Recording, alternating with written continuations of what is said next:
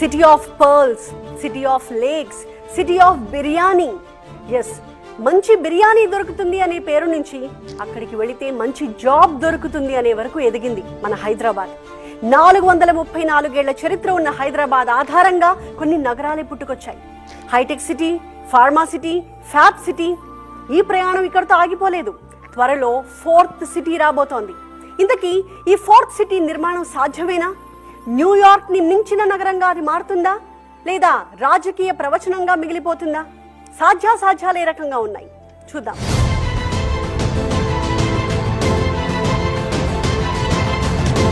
హైదరాబాద్, సికింద్రాబాద్, సైబరాబాద్. ఇక్కడ సైబరాబాద్ ని సృష్టించడానికి పడ్డ కష్టం, చేసిన ప్లానింగ్ అంతా ఇంతా కాదు. ముందుగా హైటెక్ సిటీని కట్టారు.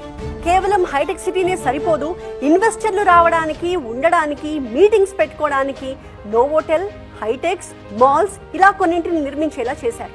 అంటే కార్పొరేట్లను ఇన్వాల్వ్ చేశారు. అలాగే మైక్రోసాఫ్ట్ ఇక్కడికి వచ్చింది. ఒక ISB నిర్మాణం జరిగింది. హైటెక్ సిటీకి కావాల్సిన హ్యూమన్ రిసోర్సెస్ కోసం ఇంజనీరింగ్ కాలేజెస్ కి పర్మిషన్స్ ఇచ్చారు. ఓవరాల్ గా సైబరాబాద్ క్రియేట్ అయిపోయింది. అచ్చం అలాగే పురుడు పోసుకుంటోంది ఇప్పుడు మన ఫ్యూచర్ సిటీ. ముందుగా స్కిల్ యూనివర్సిటీ రాబోతోంది. ఆనంద్ మహీంద్రా అంతటి వ్యక్తిని స్కిల్ యూనివర్సిటీ చైర్మన్ గా చేశారు. ఆ తర్వాత